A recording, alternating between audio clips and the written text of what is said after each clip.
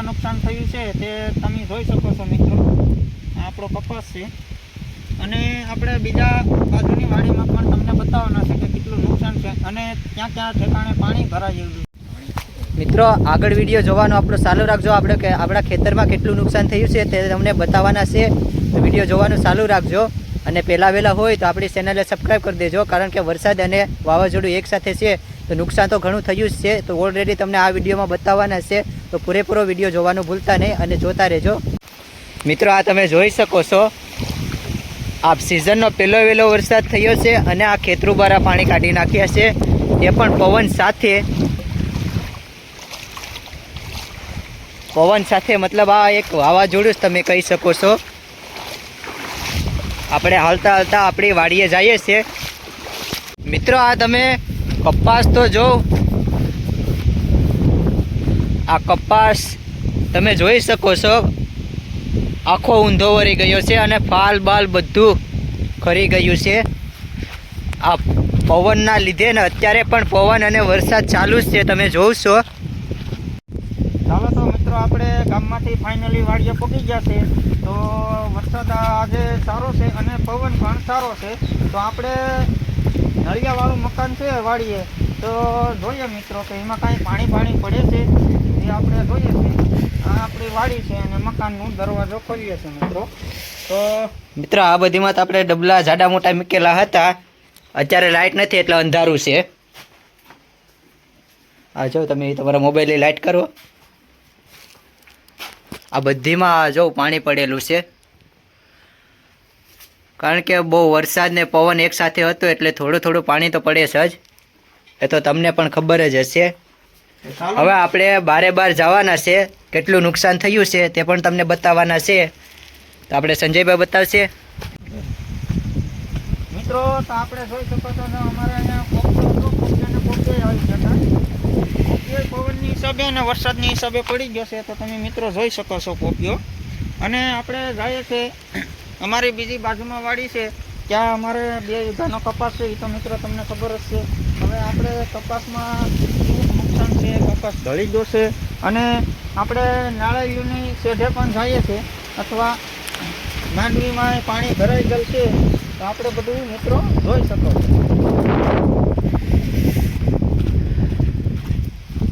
મિત્રો આ ભીંડા ને બીંડા ને બધું ઠળી ગયું છે, તમે જોવો જ છો, અને માંડવી બધીમાં પાણી ભરાયેલું છે। આ આપણી નારેલિયું છે, તમે જોઈ શકો છો। આ આપણે પહેલાં વાવાઝોડું આવ્યું હતું તેમાં આ નારેલિયું પડી ગયું હતું, 2 થી 3 નારેલિયું હતો અને પાના કેટલે લગી ઘા કરી દીધા છે મગફળીમાં, તો આપણે હવે પાના મગફળીમાંથી બહાર કાઢવા પડશે।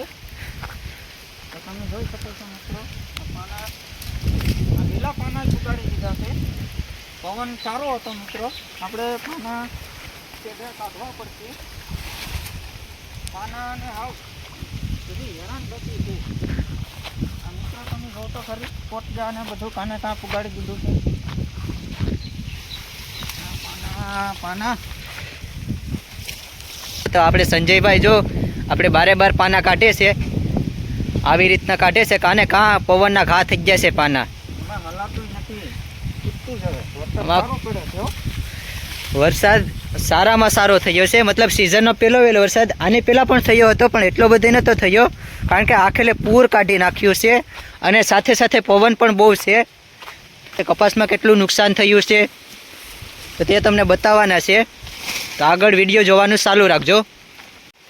ચાલો તો મિત્રો આપણે 2 વીઘાના કપાસમાં પૂગી ગયા છે, તો આમાં શું નુકસાન થયું છે તો મિત્રો તમને બતાવીએ છીએ। તમે જોઈ શકો છો આ પાણી ભરી છે અને અત્યારે વરસાદ પણ ચાલુ છે અને પવન પણ આવે છે, તમે જોઈ શકો છો મિત્રો। આ આમાં ભરાયું છે, પાણીના ખાડા ભરી મિત્રો, તમે જોઈ શકો છો અમારો કપાસની હાલત શું કરી છે। ખેડૂત આમાં રાતદી મહેનત કરે છે, છતાં પણ કુદરતી વરસાદ અને એવી આફત આવે છે તો ખેડૂતને તો નુકસાનમાં નુકસાન જ છે, તો તમે જોઈ શકો છો મિત્રો।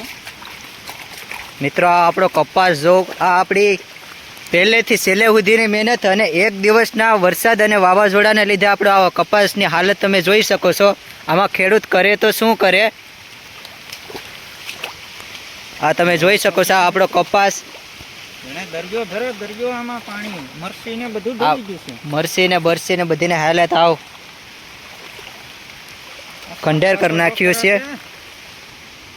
અને મિત્રો કપાસ એક એવી વસ્તુ છે કે તેમાં ઝાકળ વધારે આવે કે વરસાદ આવે છે તેના આ ફૂલ હોય ને મિત્ર એ ફૂલની અંદર પાણી ભરાય છે અથવા ઝાકળ આવે છે તો એ સાપું ખરી જાય છે.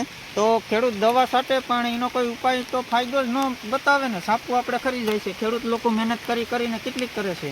હવે આમાં સારામાં સારી અમને મહેનત કરી છે. અટાણે કુદરતની આફત આવી તો આ બધું ઢાળી દીધું છે મિત્રો. મિત્રો તો આ તમને અમારો કપાસ અને આજુબાજુના કપાસને કેટલું નુકસાન થયું છે તે બધું તમને બતાવવાના જ છે. આ ચાલુ વરસાદમાં અમે વિડીયો ઉતારીએ છીએ તો તમે પ્લીઝ જોજો વિડીયો અમારો છેલ્લે સુધી.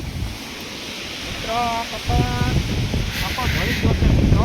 હવે અને કપાસને ઊભા કરવા માટે તો બહુ શક્યતા આપણે કંઈ એવો નથી ઉપાય કે કપાસ ઊભો થઈ શકે. કારણ કે કપાસમાં થોડોક ભીંડવાનો વજન છે એટલે ઊભો તો થશે કદાચ ને પણ વાર લાગશે થોડીક. મોડો કપાસ ઊભો થઈ શકે છે. મિત્રો તો હવે આગળ જઈને તમને અમારો પૂરેપૂરો બધો કપાસ બતાવવાના છે અને બાજુનો કપાસ પણ તમને બતાવવાના છે. તો તમે જોજો મિત્રો. આ જો આપણે કેટલો મોટો મહેનત કરીને કર્યો હતો આ કપાસને, કેટલી બધી દવા છાંટી હતી, ખાતર નાખ્યું હતું, તો એ મહેનત આપણી ફેલ જવાની છે. કારણ કે આ તમે કપાસનું દ્રશ્ય જોઈને તમે કહી શકો છો આ કપાસની હાલત શું થઈ છે. આ જો મિત્રો આ અત્યારે કપાસ તમે જોઈ શકો છો. કારણ કે અત્યારે આપણે આ એટલું છે ખાલી આમ નોર્મલ વાવાઝોડું હતું. પાણી આ પુગાડા છે તમે જોવ તો ખરી. આ પાના અમારા ખેતરમાં કપાસને પાના હવે પણ ભાંગી નાખ્યા છે. આ તમે જોઈ શકો છો મિત્રો પાના કેટલે પુગાડા છે. નાળેલી પરે છે. નાળેલી પરે છે મિત્રો. આ તમે જોઈ શકો છો સામે નાળેલી છે અને પાના જો અહીંયા પુગાડી દીધા છે તે પણ લીલા. પવન કેટલો હે આ પવન કેટલો છે તમે જોઈ શકો છો. તો કપાસમાંથી આપણે કાઢી નાખીએ આ પાનાને. મિત્રો તો આ જોઈ શકો છો. હવે આપણે આ પાના કાઢી નાખીએ.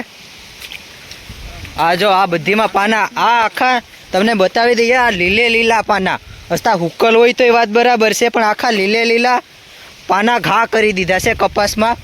ના કેટલું નુકસાન થયું છે તમે જોઈ શકો છો.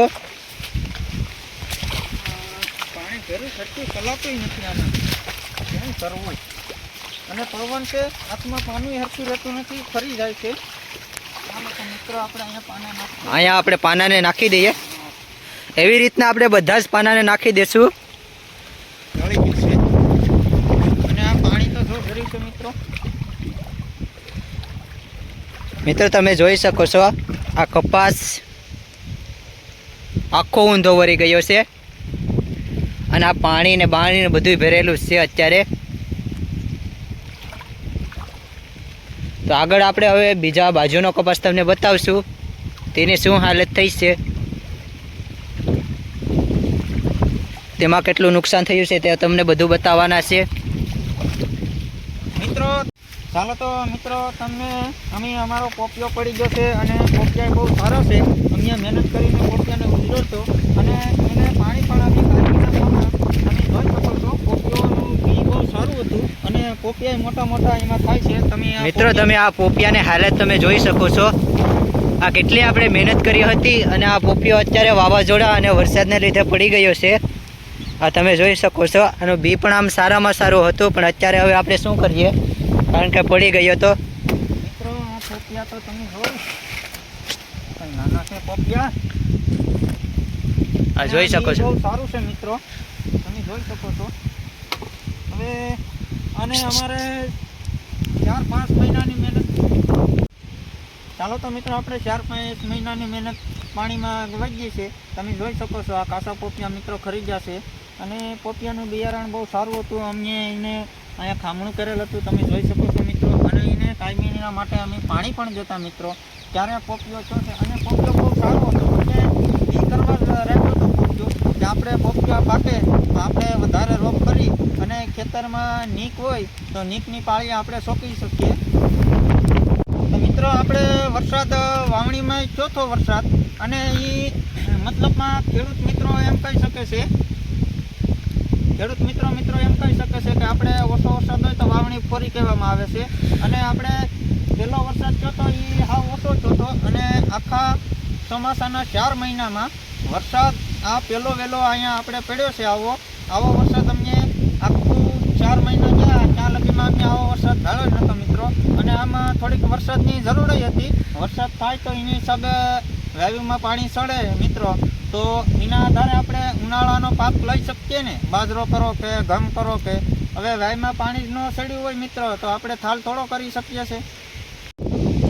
ચાલો તો મિત્રો આપણે કાકા દાદાની વાડી થાય છે અમારે 180 આમ મતલબમાં અમારા કાકા દાદાના થાય છે. તો તેનો કપાસ અહીં જોઈ શકો છો અને આગળ બીજા 2 કપાસ છે એ પણ તમે બતાવી શકીએ અમે. તો તમે જોજો મિત્રો, આપણે કપાસ જોઈ શકો છો તમે કે કેટલું કપાસમાં નુકસાન આવ્યું છે. પવન અત્યારે પણ ચાલુ છે અને વરસાદ પણ મિત્રો ચાલુ છે, તો તમે જોઈ શકો છો.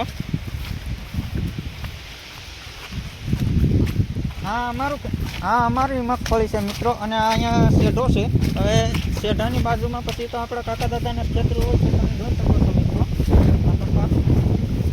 કપાસની હાલત તમે જોઈ શકો છો મિત્રો કે કપાસ કેટલો ઢળી ગયો છે અને આવું નુકસાન થઈ ગયું છે. અને આમાં મકો છે અને મકો પણ અમુક ઢળી ગયો છે વસાળે મિત્રો, તમે જોઈ શકો છો. મકો પણ ઢળી ગયો છે. તો રસ્તા એક ઘેરો આપણો આગળ છે એ પણ તમને મિત્રો બતાવીએ. અને આમાં વસાળે મગફળીની બિયાર છે કપાસમાં અને મકોય પાછો સોતલ છે, તમે જોઈ શકો છો. મકો સારો છે, ઊંચો મકો વધ્યો છે અને ઘણે ઠેકાણે મકો ઢળી ગયો છે. તો હવે આપણે બતાવીએ. ચાલો તો મિત્રો આપણે બીજા કપાસમાં ફૂકી ગયા છે, તો તમે જોઈ શકો છો મિત્રો કપાસ આપણો ઢળી ગયો છે. અને આ કપાસ મતલબ 3-4 ઘેરા છે કપાસના અને આ કપાસ બહુ સારામાં સારો હતો. આના જેવો કોઈને કપાસ પણ નહોતો, તો તમે કપાસ જોઈ શકો છો મિત્રો. અને આમાં કહેવાય એ લોકોએ ઓછો છંટકાવ કરેલો હતો તો એ કપાસ સારો હતો. અને તમે મિત્રો જોઈ શકો છો અહીંયા ડાળીઓ ભાંગી ગઈ છે. આ કપાસમાં વજનની હિસાબે ડાળીઓ ભાંગી ગયો છે. આ કપાસ તમે જોઈ શકો છો. દેખો મિત્રો, આ ડાળી ભાંગી જાય છે. અને મિત્રો આપણી ચેનલ ખેડૂતની દુનિયા 1151માં લાઈક, કોમેન્ટ અને શેર અને સબસ્ક્રાઈબ કરવાનું ભૂલતા નહીં.